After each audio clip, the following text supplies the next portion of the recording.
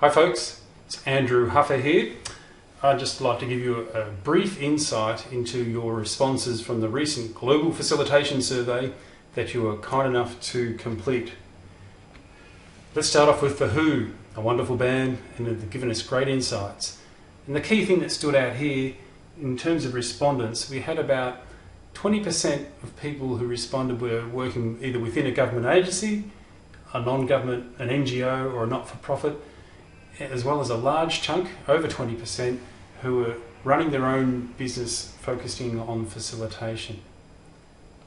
An encouraging part about The Who is the mix of experience that we had in respondents. So we had a good chunk of people who were either just starting out or getting some experience under their belt in that orange and blue segments, through to those who've got a reasonable amount of experience. And that says to me that we've got a lot to look forward to in terms of facilitation throughout Australasia and beyond, in that we've got a good mix of people who are coming into facilitation, see a future in it, and we've got a good bunch of people around them to help guide them and give them some feedback and assistance where it's needed. I'll look at two key areas of the results. The first one here was the challenges that people had in maintaining their facilitation skills. The first one was in building those skills and knowing what other people are doing. That to me shows that there's a commitment amongst the facilitator community to improve our facilitation skills, and that we're willing to measure up against other people to see how we compare and see who are some of the benchmarks out there.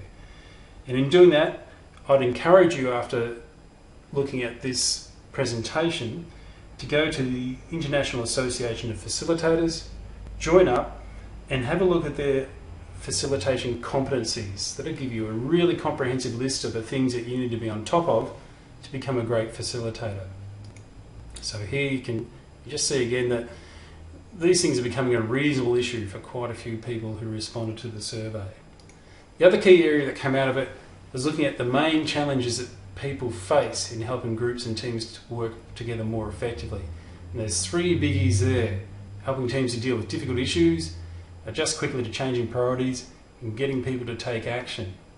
So it shows it's becoming a regular challenge for a lot of people, and becoming a significant challenge for some as well. So what this says to me is that we're having challenges in getting people to stick with dialogue rather than blame. We're having challenges in getting people to move through the groan zone that Sam Kainer so well described.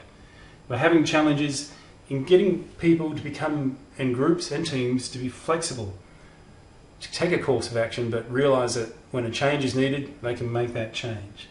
And we're also having challenges in getting people to be accountable, to actually, once the conversation's finished, to agree to a course of action and be accountable for that course of action. So right now, I think it'd be a great time to drum up a little less conversation, a little more action from Elvis, because I think that's really where we need to be taking our groups. Otherwise, I think we run the risk of facilitation being seen as yet another lame conversation that doesn't go anywhere. Big statement, I know.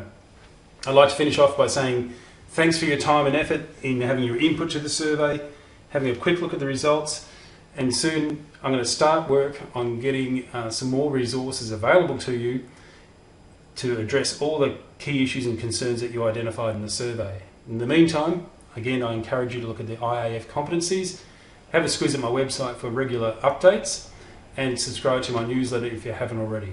And there's more big news and big announcements on the way. I'll be in touch about that soon. Thanks, and hooroo.